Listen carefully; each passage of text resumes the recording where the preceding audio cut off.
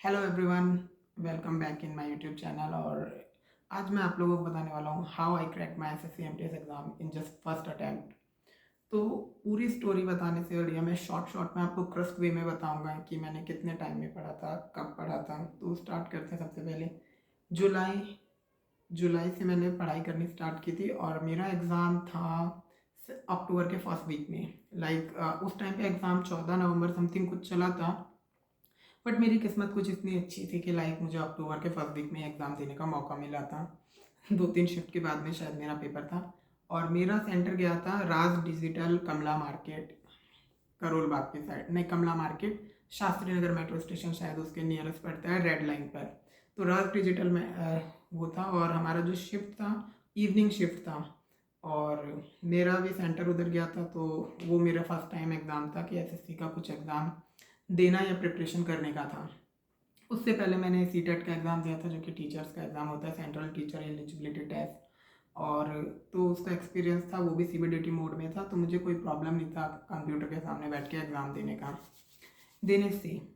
तो स्टोरी शुरू होती है जुलाई से। जुलाई में जब मैंने आई वॉज बेरोज़गार और कोई ऑप्शन नहीं था। मेरा जस्ट कॉलेज पास आउट हुआ था, मेरा डाइट ख़त्म हुआ था, तो I was looking for job. Private schools में बहुत कम सैलरी थी। घर वाले फोर्स कर रहे थे to do something, to earn something.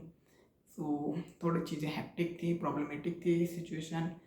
तो मैं बहुत ज़्यादा फ्रस्ट्रेटेड था जॉब को लेके कि मुझे जॉब चाहिए था, कहीं भी चाहिए था, कैसे भी चाहिए था।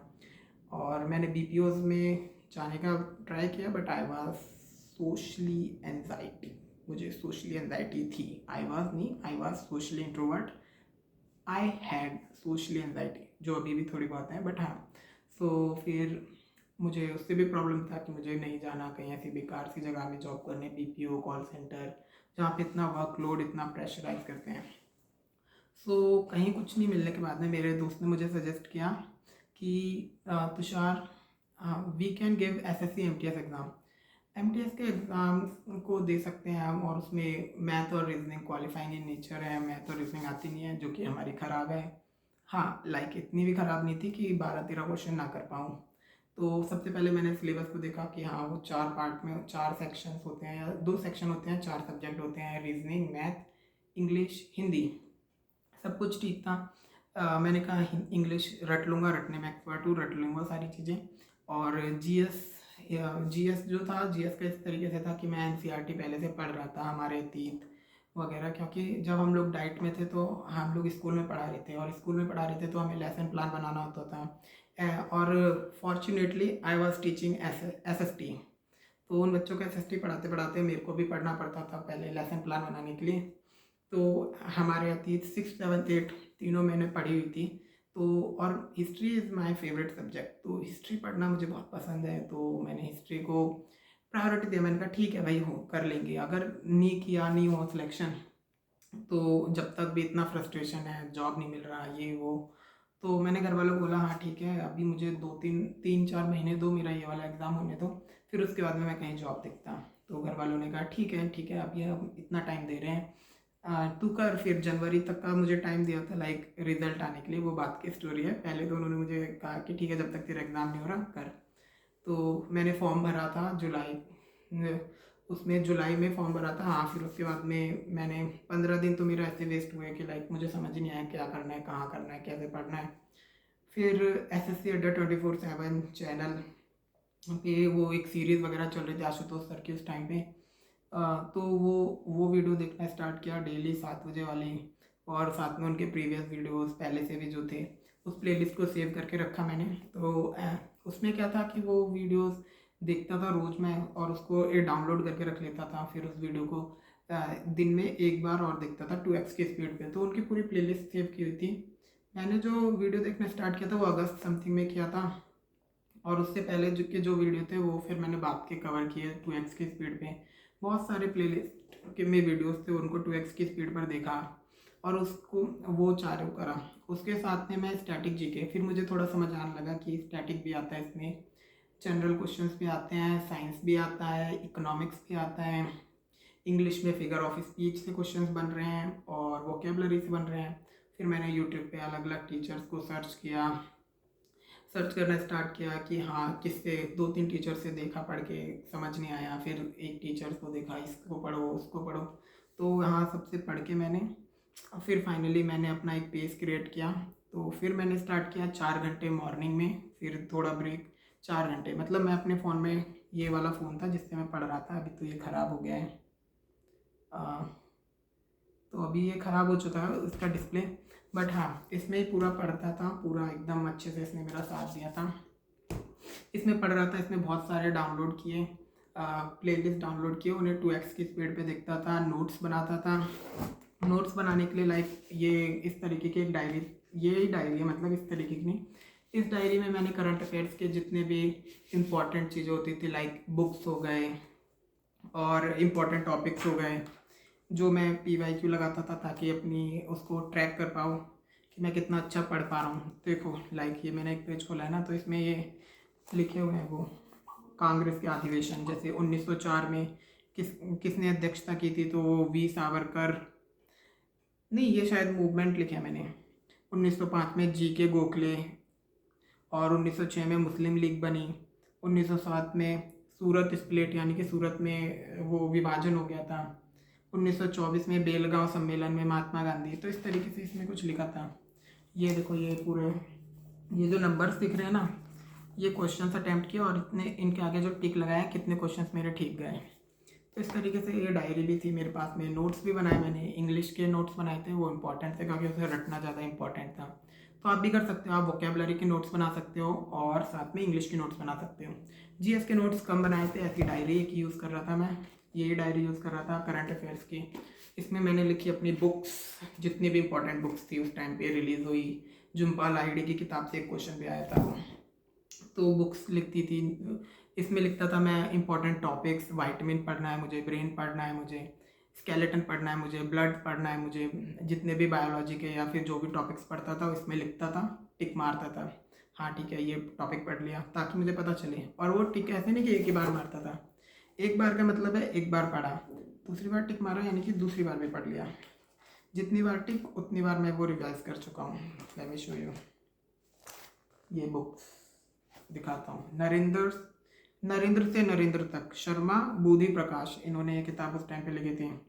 जैसे 4 star to destiny, MS Naravane. Modi energising a green future, Bhupinder Yadav.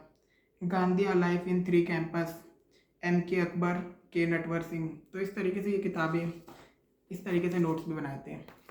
तो एकदम फुल प्लान, एकदम स्मार्ट वे में पूरा स्ट्रेटेजी बनाया था मैंने, तब जा कर के पूरा 8-8 घंटे। और जब मेरा एग्ज़ाम आने वाला था तो मैंने पढ़ा था 10-10, 11-11 घंटे। बिकॉज मैंने इतना पढ़ा, इसका रीज़न ये था, मेरे ऊपर बहुत ज़्यादा प्रेशर था। प्रेशर किस बात का था? Because I was socially awkward, socially introvert, और मुझे ऐसा जॉब चाहिए था जो स्टेबल हो, जहाँ पे मैं अपने काम से काम रख पाऊँ, या फिर थोड़ा सा ऐसा जॉब हो कि फ्रीली हो, वर्क प्रेशर ना हो, सैलरी भी अच्छी हो। तो गवर्नमेंट जॉब से बेटर तो कुछ ऑप्शन हो नहीं सकता था, भले कैसी भी हो।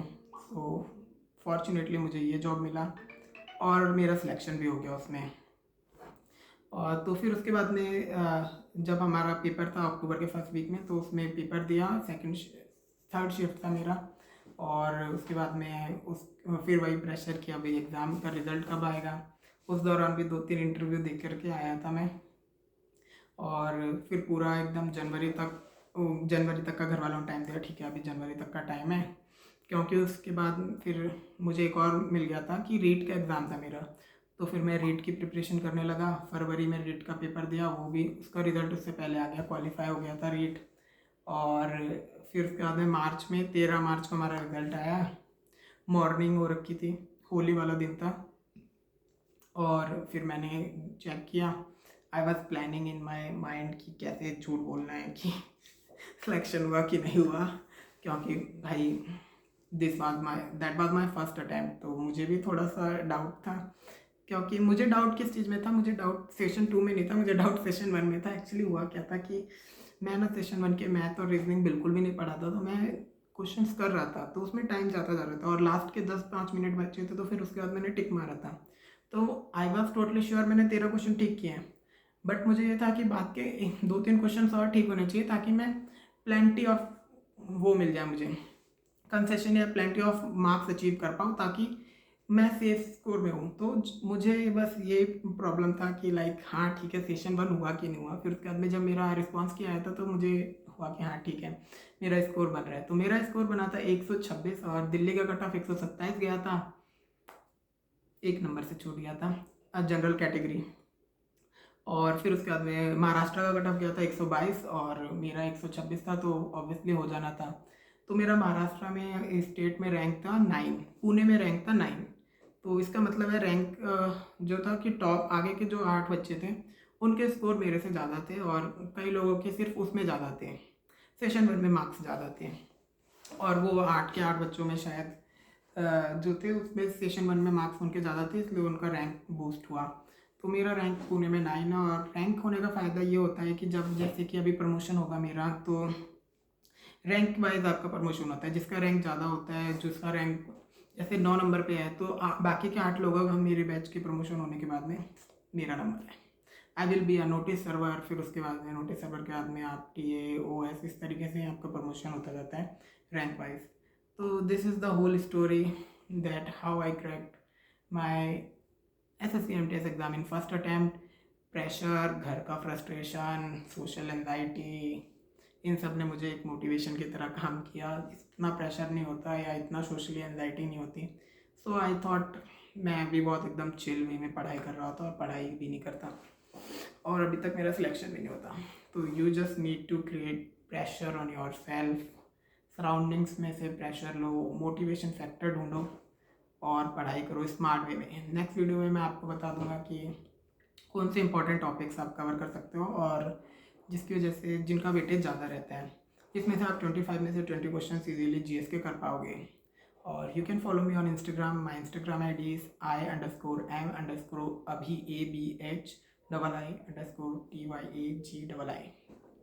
मिलते हैं नेक्स्ट वीडियो में। Till then bye.